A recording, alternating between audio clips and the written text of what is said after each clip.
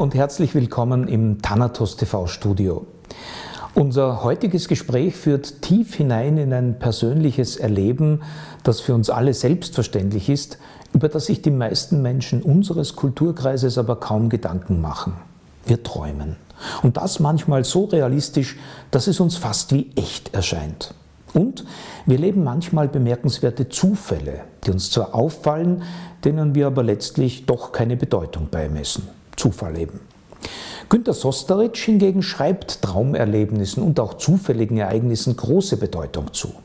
Schon vor Jahrzehnten hat er damit begonnen, ein akribisches Traumtagebuch zu führen. Und immer wieder entdeckte er, dass sich nächtliche Erlebnisse später materiell verwirklicht haben, wie er es ausdrückt.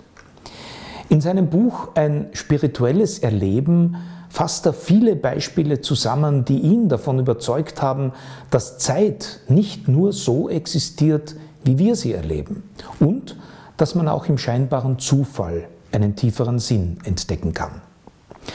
Als Gastgeberin können Sie wieder Jennifer Neo erleben. Auch sie hat mit aktiver Traumarbeit viele persönliche Erfahrungen machen können. Freuen Sie sich auf ein anregendes Gespräch mit vielen interessanten Impulsen. Guten Tag, Herr Sosteric.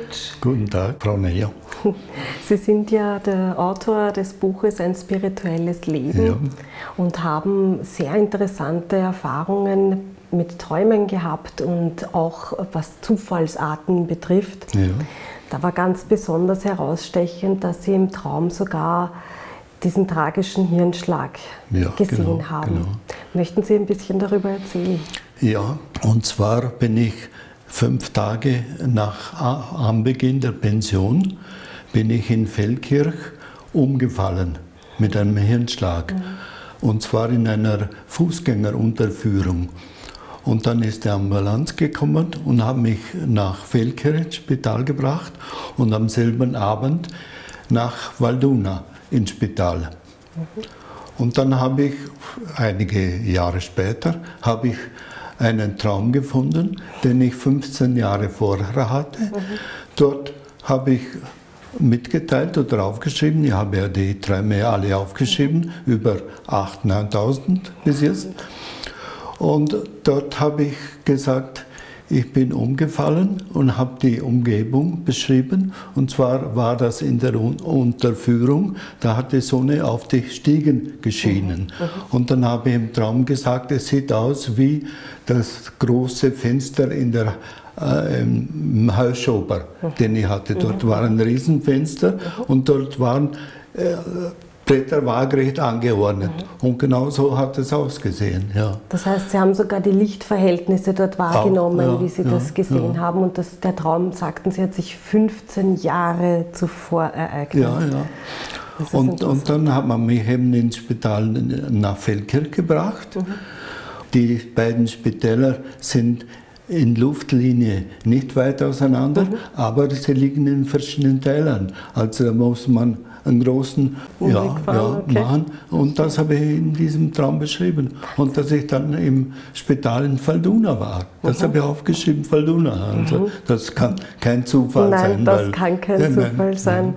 Ich habe ja selbst die spirituelle Erfahrung gemacht, das bei einem Nahtoderlebnis entspricht von den Punkten her, aber es war auch ein mystisches Erlebnis.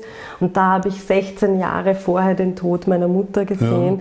Ich finde das halt immer interessant, dass ganz so lange Zeitspannen möglich sind, wo man das sehen kann. Und da stellt sich mir halt dann manchmal die Frage, ist das alles schon vorherbestimmt? Ja, was sagen Sie dazu? Wie kam Ihnen das? Das kann ich an einem Beispiel erklären. Und zwar hatte im Jahre 1990 einen Traum, da habe ich ein Kätzchen gestreichelt und das war ein wunderschönes Kätzchen und der hat sich immer mehr verwandelt in eine Frau. Und diese Frau hat dann plötzlich eine Bluse angehabt, eine voll Glitzerstraßsteine und voll mit aufgenähten Metallteilen, Pailletten. Diesen Traum habe ich nie verstanden. Und dann habe ich vielleicht 20 Jahre später ein Kätzchen bekommen und das habe ich aus irgendeinem Grund Françoise genannt.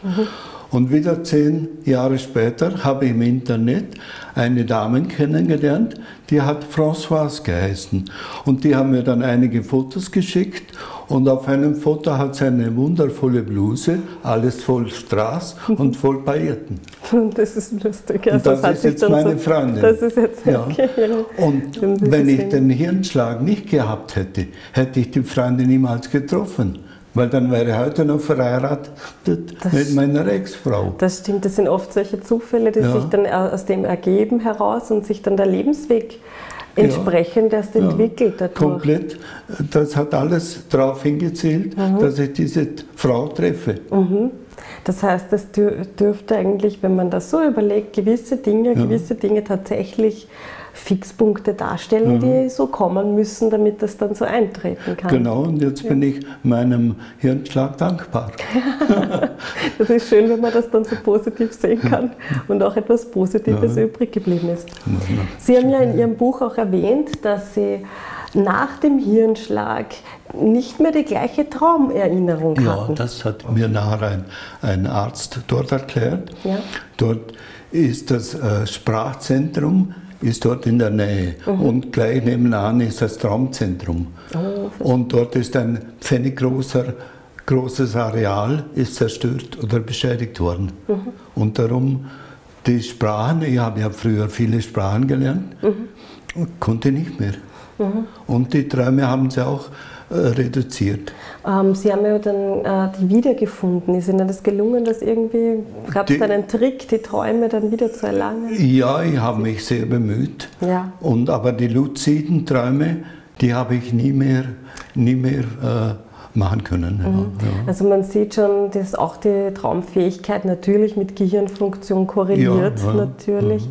Das heißt, Sie hatten keinen einzigen luziden Traum mehr. Ja, wirklich. Das hatte heißt, nicht mehr, diese Traumart, wo man im Traum bewusst wird, genau, die hat gefehlt. Aus meiner Erfahrung sind aber auch die sogenannten Trübträume sehr aufschlussreich. Also nicht zu unterschätzen von ihrer Tiefe her, von ihrer Aussagekraft, die sie oft haben. Und das sind in vielen Träumen sind ganz winzige Wortänderungen oder die sind sehr bedeutend. Da bin ich drauf gekommen, warum und weshalb. Und das habe ich festgestellt, wie ich Dr. Zilk vorausgesehen habe, das Attentat, Briefattentat. Das haben Sie ja praktisch auch vorher geträumt. Sie haben sehr häufig präkognitive Träume, Träume, die Ihnen die Zukunft sagen. Genau. Ich kann mich da ein bisschen erinnern an den Fall, das war der Bürgermeister der Stadt Wien, der dann tatsächlich seine Hand verloren hat. Und im Traum habe ich das beschrieben, aber ich habe auch die Bombe beschrieben. Tatsächlich, Sie haben das so genau gesehen. Da habe ich gesehen, genau die Drähte, die verschiedenen Farben. Das habe ich alles beschrieben. Sie wussten auch im Traum, dass es den Politiker betreffen wird, den Herrn Dr. Zilk. Und man misst dem ja keine Bedeutung, weil man weiß ja gar nicht, tritt das jetzt ein oder nicht. Gar nicht. Und man hat erst danach dann die Bestätigung, dass das tatsächlich passiert ist. Sie haben auch in Ihrem Buch die verschiedenen Arten von Zufällen erwähnt. Was mir besonders gut gefallen hat, ist, dass Sie Zufälle herbeiführen sozusagen. Ja, genau. Ja, wenn Sie sagen, Sie haben eine Person schon lange nicht mehr getroffen, hatten aber gute Lust, mit dieser Person wieder zu sprechen. Dann haben Sie getroffen. Genau, und haben Sie sich vorgenommen, diese Person per Zufall zu treffen. Und das ist dann immer wieder so eingetreten. Das ist so gekommen, ja. Und zwar gibt es diese 3 Arten. Der von mir bewusst beeinflusste Zufall und zweitens der von anderen Leuten nicht bewusst, also unterbewusst beeinflusste Zufall und drittens einfach keines von beiden. Einfach, das geschieht einfach. Also den echten Zufall dann auch noch. Und ich fange mit dem dritten an. Ich war in Paris im Jahre 67 und da war ich in der Metro Concorde um 5 Uhr am Nachmittag und da waren hunderttausende Leute. Und dann kommt eine Frau auf mich zu und dann weiß ich nicht, soll ich links oder rechts vorbeigehen. Und dann plötzlich steht die vor mir und sagt, Servus Günther. Das war eine Sportkollegin aus dem Verein in Lustenau. Ja. Okay. Und das eigentlich einen ganz unerwarteten Zusammenhang? Ja, total unerwartet. Ja. Und der bewusste Zufall, da war ich am Meer und sonst ziehe ich die Brille immer aus, wenn ich ins Wasser gehe. Aber damals war das spiegelglatt, das Meer, und dann ließ ich die Brille auf. Und dann ging ich ins Wasser bis ziemlich weit hinaus. Das war ziemlich flach. Und dann kommt plötzlich die Flut und eine 2 Meter hohe Welle überspült mich und die Brille war weg. Und dann bin ich natürlich zu meiner Frau und dem Sohn und habe gedacht, was ich da tun könnte. Und dann nach einer Stunde habe ich meiner Frau gesagt, jetzt gehe ich ins Wasser und hole die Brille. Dann habe ich mich in einen Alpha-Zustand, das ist so zwischen Wachzustand und Schlafzustand, versetzt und bin so absichtslos 5, 6 Minuten durch das Wasser gelaufen. Und plötzlich stehe ich auf etwas Drahtiges. Und dann tauche ich hinunter und da hat nur noch der Rand von der Brillenträger herausgesucht. Ja. Interessant, ich habe das nämlich auch schon gehabt, also wirklich versucht, wenn man einen Gegenstand verloren hat, sich mittels Konzentration so einzustimmen, dass die Wahrscheinlichkeit erhöht wird, dass man den finden kann. Ja. Das haben Sie dann eingewandt. Also das sagen Sie zu dem, das würden Sie unter die zweite Kategorie des Zufalls, wo Sie schon mit beeinflussen über Ihren Geist, dass diese Ereignisse eintreten könnten. Da ist noch ein Beispiel, und zwar nach dem Fitnesstraining habe ich mich hier und da massieren lassen von einer jungen Masseuse. Und das Massagestudio war wie ein Zugabteil, so groß. Da war nur ein Massagebett drinnen und ein Stuhl. Und am Boden nichts. Und rundherum war eine Plastiklamperie. Und die junge Frau hat ganz entsetzt gesagt, sie hat ein 10-Schilling-Stück verloren und sie findet es nicht mehr. Und das ist ihr unerklärlich in diesem kleinen Bereich eigentlich. Und dann habe ich ihr gesagt, sie soll sich einfach mit diesem 10-Schilling-Stück in Verbindung setzen und dann einfach das Ganze vergessen. Und früher oder später wird sie darauf kommen. Und dann hat sie die Massage beendet und ich habe das alles schon ganz vergessen und bin aufgestanden und plötzlich drückt sie mental dieses 10-Schilling-Stück in mein Hirn. Und ich weiß haargenau auf den Zentimeter genau, wo das ist.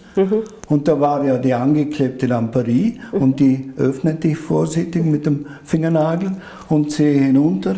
Und was blinkt mir entgegen? 10-Schilling-Stück. Ja. Das ist interessant. Ja, solche Phänomene gibt es dann manchmal, die man sich dann so nicht erklären kann und wo das Bewusstsein anscheinend doch Wege finden kann, auch sowas wahrzunehmen. Ja. Sehr interessant. Und dann haben Sie eben diese höchste Stufe, sage ich jetzt mal, des Zufalls, wo Sie wirklich sagen, ich möchte diesen Menschen per Zufall treffen. Ja, das war, wie ich in Spanien lebte, und dann bin ich auf Urlaub 2 Wochen nach Lustenau gekommen. Und dann stellte ich fest, dass mir die Zeit fehlt, um alle zu besuchen, die Freunde und Bekannte und alle. Und ich wollte meinen Riednachbar auch, den Biohans, besuchen. Aber ich sah, dass ich keine Chance hatte. Also habe ich mir gedacht, dann treffe ich per Zufall. Und dann wollte ich von Lustenau nach Dornbirn fahren mit dem Bus und bin irrtümlich, weil die Sonne genau auf das Licht geschienen hat, bin ich irrtümlich in einen falschen Bus gestiegen. Und dann habe ich gedacht, ja, bei der nächsten Station steige ich um und nehme den nächsten Bus. Und wie ich dort sitze, höre ich plötzlich jemanden laut pfeifend, und das war dieser Riednachbar. Das ist lustig, ja. Toll, ja, wenn man das so kann. Aber wie sind Sie eigentlich drauf gekommen, dass es funktionieren kann? Haben Sie das einfach probiert? Das habe ich bei Castaneda gelernt. Okay. Castaneda Don Juan. Genau, der all die zahlreichen Bücher geschrieben hat und auch die Träume. Castaneda nur gesagt, er soll einfach die nächste Zeit einmal nach, ich weiß nicht wo das war, irgendwo in Mexiko, dort vorbeikommen. Und dann hat der Castaneda gefragt, ja wann? Das ist egal, ich bin dort. Ja, wenn du kommst, werde ich da sein. Er hat sich also auf diese Art des Zufalls dann schon verlassen, dass das seinen richtigen Weg findet und die Menschen dann so zusammenfinden, automatisch. Fällt Ihnen noch ein Traum ein aus dem, Sie haben gesagt, Sie haben 8000 Träume notiert, das ist ja sehr, sehr, sehr viel. Ja? Fällt Ihnen da noch etwas besonders Signifikantes ein, wo Sie auf die Zukunft gesehen haben? Der erste Zukunftstraum, den ich hatte, da kam mein Sohn darauf. Da habe ich nur eine Zahl geträumt. 5, 4, 1, 1, nein. Für Lottozahl ist der Sohn brauchbar. Ja. Und dann hat der Sohn gesagt, ja schau, Vater, genau auf den Tag, genau 5 Jahre danach sind wir in die Hannes Graber Nummer 4, Top 119 eingezogen. Die Adresse war das dann praktisch eigentlich? Die Adresse war das, ja. Und dann habe ich angefangen, alles durchzuforsten. Ja. Also da sind Sie praktisch dann erst wirklich auf das geleitet worden, dass diese Zahlenreihe, die zuerst nicht zu erklären war, etwas zu bedeuten hat. Das heißt, eigentlich war das Ihr Sohn, der und so waren viele Träume so. Da bin ich erst nachher drauf gekommen, da waren lauter Einzelheiten und ich konnte die nicht zusammenfügen. Aber wie ich wusste, wie das man kriegt geschieht, ein Gefühl dann dafür, ja. Wie ist es Ihnen dann gegangen, als Sie den Hirnschlag hatten, nachdem Sie das ja schon geträumt haben? Waren Sie dann beruhigter, weil Sie wussten, es wird nichts passieren, Sie werden auf jeden Fall im Spital aufwachen? Zuerst habe ich mich gefragt, warum das mir passiert. Weil es gibt ja viele Möglichkeiten. Und dann bin ich zuerst auf Familienaufstellungen gegangen und nachher auf eine Rückführung. Und dort habe ich viel über mich gelernt. Ja. Und kam es dann zu so einem Ergebnis, dass es notwendig war für Ihren Lebensweg? Dann habe ich eingesehen, ja, das war notwendig. Am Anfang habe ich noch nicht gewusst, dass ich diese Französin treffen werde. Ja, und das hat sich daraus ergeben. Das ist auch sehr interessant, weil ich habe im Zuge meines Erlebnisses auch immer wieder gehört, dass gerade diese schmerzlichen Erfahrungen dann oft dazu führen, dass man sich weiterentwickelt und dass es eine Notwendigkeit dafür gibt, den Lebensweg dann erst richtig. Und das Buch hätte ich nie geschrieben, wenn der Hirnschlag nicht passiert wäre. Das war der Ausschlag dafür, dass Sie sich dann entschieden haben, das Buch zu schreiben? Ja, dann war ich alleine und konnte schreiben. Verstehe. Vorher konnte ich das nicht, da hatte ich die Familie und die Zeit nicht und die Zeit noch nicht genommen. Ja. Und wie haben Sie begonnen, was war die Idee dahinter, dass Sie begonnen haben, Ihre Träume alle zu notieren und aufzuschreiben? Das hat angefangen, als ich 4 oder 5 Jahre alt war. Da hatte ich jede Menge luzide Träume und hatte ich auch Begebenheiten, wo ich in andere Inkarnationen eintauchen konnte.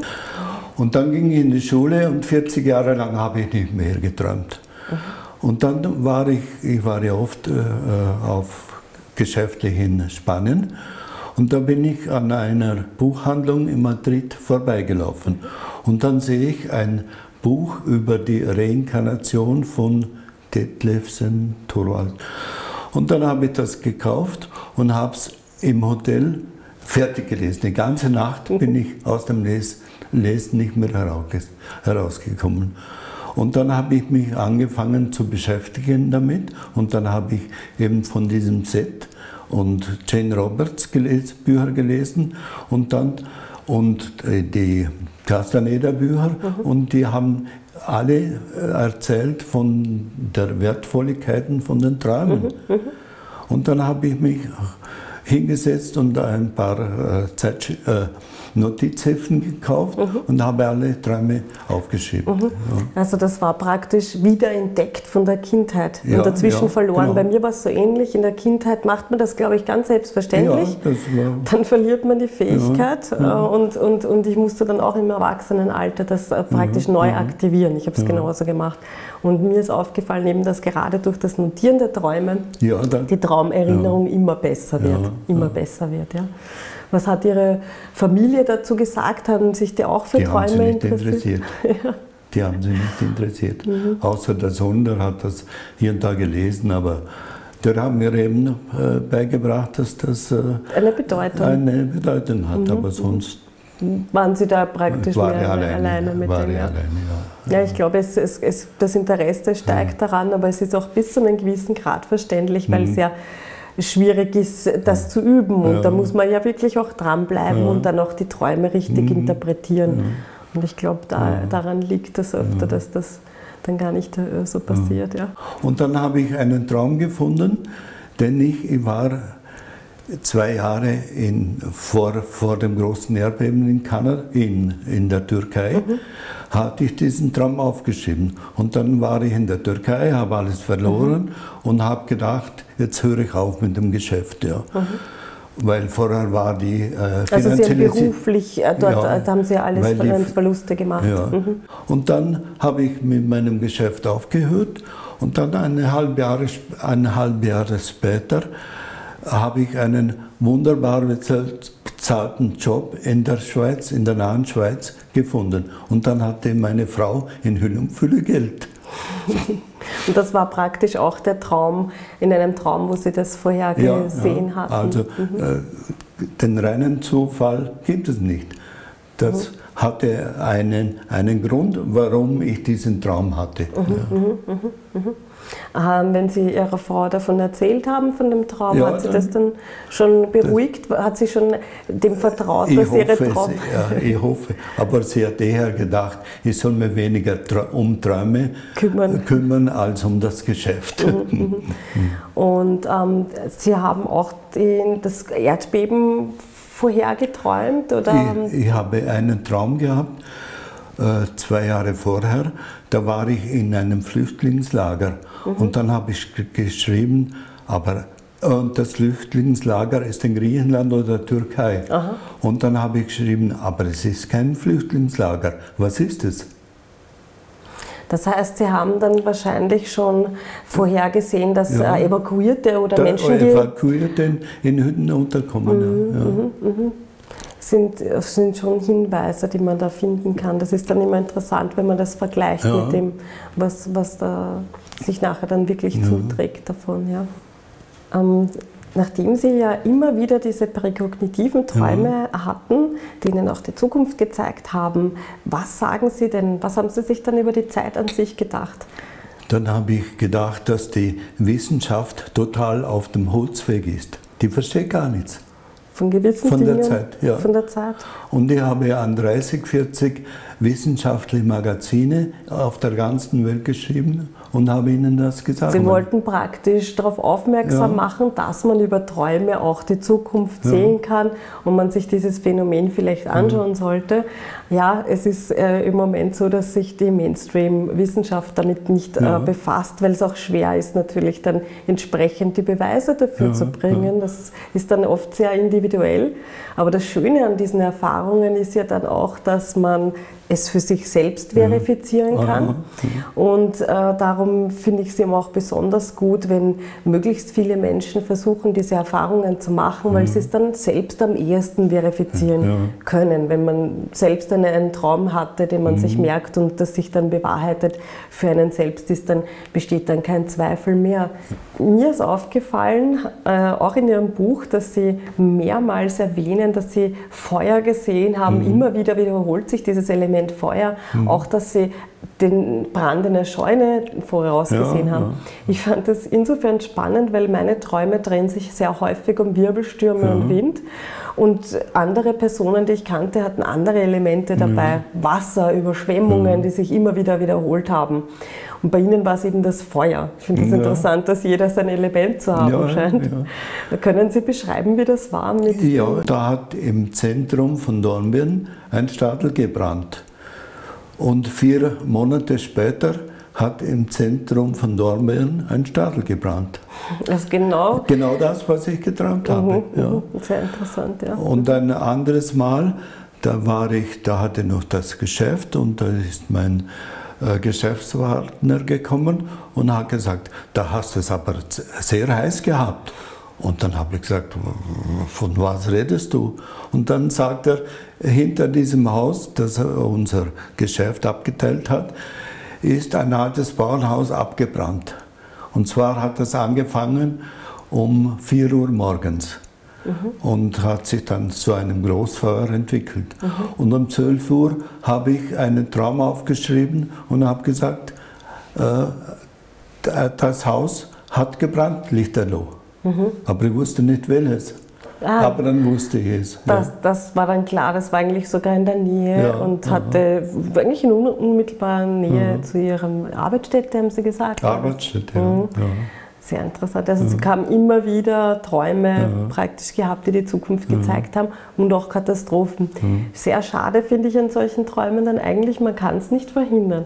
Nein, das habe ich selbst auch erlebt, selbst wenn man präkognitive Träume hat, auch wenn die einen warnen sollten. Die Ereignisse selbst kann man dann eigentlich normalerweise nicht. Ich wollte mal was verhindern. Ich habe, glaube ich, von diesem Traum, von dem Flugzeugunfall bei Überlingen, Owingen am Untersee gesprochen. Und dort sind 80 Kinder umgekommen und dann die waren aus Kasachstan, glaube ich, und ein Mann, ein Vater, hat das nicht verkraftet. Und da war ja angeblich ein Zürcher Mitarbeiter am Flughafen schuld daran, dass die beiden Flugzeuge ineinander geschossen sind. Ja. Und dann habe ich gedacht, da ist der Fluglotse auch in Gefahr, in Lebensgefahr, weil alle akzeptieren das Schicksal nicht. Ja. Und dann habe ich dem einen Brief geschrieben und gesagt, er soll sehr Acht geben. Und dann habe ich gedacht, ich mache mich lächerlich und hat den Brief genommen und in den Papierkorb geworfen. Und 10 Tage später war der Fluglotse tot.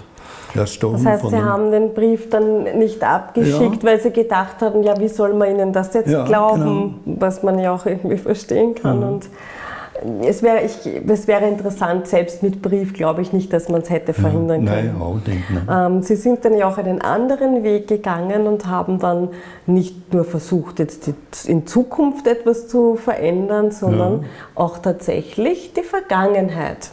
Wo Sie in dem Buch beschreiben, dass Sie eine Verletzung hatten auf dem Bein und haben dann mehr oder weniger die Vergangenheit so verändert. Können Sie das erzählen? Ja, da war ich bereits 60 Jahre alt und da ist mir ein Muskel abgerissen da und ich habe mit Begeisterung Squash gespielt, aber konnte nicht richtig laufen und musste mir Spezialbälle aneignen. Ja. Und dann habe ich, damals war ich im Büro vor dem Computer und mein kleiner Sohn, der hat sich die Hände gewaschen und der Installateur hat Rot mit Blau verwechselt. Beim Wasser. Ja. Und dann natürlich, mein Sohn hat strudelheißes Wasser aufgedreht und hat geschrien. Und dann bin ich mit meinem Startbein losgestartet und gleich die Muskeln waren vom Achillessehnenriss noch geschwächt und sind total abgerissen. Das heißt, da war Ihr verletztes Bein dann gänzlich zerstört, kann man sagen. Und auch der Hauptnerv, Dann habe ich gedacht, jetzt stelle ich mir einfach vor, wie ich vor dem Computer sitze, aber mit dem rechten Fuß starte. Das heißt, Sie haben sich eigentlich mit dem Bewusstsein darauf konzentriert und haben sich vorgestellt, nicht mit dem verletzten Bein losgestartet zu sein damals, sondern mit dem gesunden Bein. Und Sie haben praktisch sich das so lang vorgestellt, bis was passiert ist? Bis ich gemerkt habe, dass sich das ändert, weil irgendwas ändert im Waden. Und dann, ich konnte ja nicht richtig Auto fahren. Ich musste immer, wenn ich stand, musste in den Leergang starten, weil ich nicht kuppeln konnte. Ich hatte keine Kraft im Fuß. Und dann habe ich plötzlich bemerkt, jetzt habe ich plötzlich wieder Kraft im Fuß. Und ich habe es bis auf 7, 8 Minuten gebracht. Und dann habe ich natürlich mit Begeisterung Squash wieder gespielt. Und selbst das war dann wieder möglich? Ja, Ausdauertraining gemacht. Und dann habe ich Leute geschlagen, die ich vorher nie schlagen konnte. Ja. Das heißt, durch die geistige Beeinflussung haben Sie Heilungsprozesse dann gestartet, die sonst gar nicht eingetreten wären, meinen Sie? Ja. Und dadurch, dass Sie dem Gehirn eigentlich gesagt haben, das sei nie passiert. Ja. Es war nie dieses ein interessanter Ansatz. Da habe ich einfach die Energie, die ich mir durch die Übungen angeeignet habe, überlagern lassen, die alte Energie. Die alte Energie, da war der Fuß noch krank und die alte Energie ist immer schwächer geworden und die neue Energie immer stärker. Das bringt jetzt natürlich auch interessante Fragen mit sich, weil wenn man sich dann an die Vergangenheit anders erinnert und anders bewertet auch, sagen Sie aus Ihrer Erfahrung heraus, kann das auch Einfluss auf Gegenwart und der Zukunft haben natürlich. Kann es. Ich kenne nämlich einen Bekannten, der hat das auch gemacht, der hat auch einmal versucht, aber aus Verzweiflung heraus die Gegenwart zu verändern, indem er der Vergangenheit eine andere Bedeutung zumisst. Er hat dann gesagt, es gab einen riesigen Streit mit seiner Vorgesetzten und er hat gesagt, na, wenn sich die erinnert, das ist ganz schlimm, die wird ihn kündigen. Und er hat sich dann konsequent vorgestellt, dass dieser Streit nie stattgefunden hat. Nie, das ist immer wieder gesagt, den gab es gar nicht und in Wirklichkeit mag sie ihn besonders gern und nach kürzester Zeit hat sich ihr Verhalten ihm gegenüber geändert.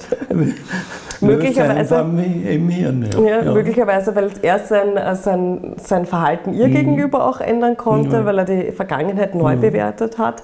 Aber bei Ihnen war es ja konkret auch wirklich dann mit den entsprechenden körperlichen Veränderungen. Sehr interessant. Also man sieht, die Raumzeit ist und das, was wir erleben, nicht so stabil, wie überhaupt nicht, immer ausgehen, sondern auch beeinflussbar eben über den Geist, dann über Gedanken und über Einstellungen auch. Ja. Ich habe im Internet eine Dame, eine sehr schöne Dame, gesehen und die hat ein Interview mit einem anderen, den ich auch kannte, geführt. Und dann hatte ich vielleicht unbewusst den Wunsch, diese Frau kennenzulernen. Und dann hat man mir mein Fahrrad gestohlen, eine rumänische Bande. Wie ich dann später gesehen habe, war das auch sehr wichtig. Und dann habe ich gedacht, ich möchte für das Fahrrad nicht allzu viel Geld ausgeben. Ich gehe einfach nach Dornbirn zu der Polizei und die machen eine Versteigerung alle paar Monate. Und dann merke ich plötzlich, dass das hintere Rad keine Luft hat von dem Rad. Und dann habe ich gedacht, dann laufe ich einfach von Dornbirn nach Lustenau, zu Fuß immerhin 6 Kilometer, mit dem kaputten Fahrrad. Ja. Und dann bin ich gelaufen und in der Mitte vom Weg habe ich dann eine Frau mitgenommen, die hat das kaputte Fahrrad in das kleine Lastauto eingeladen. Und dann wollen wir zu dem Radhule heißt er, zu dem Geschäft da, Fahrradgeschäft.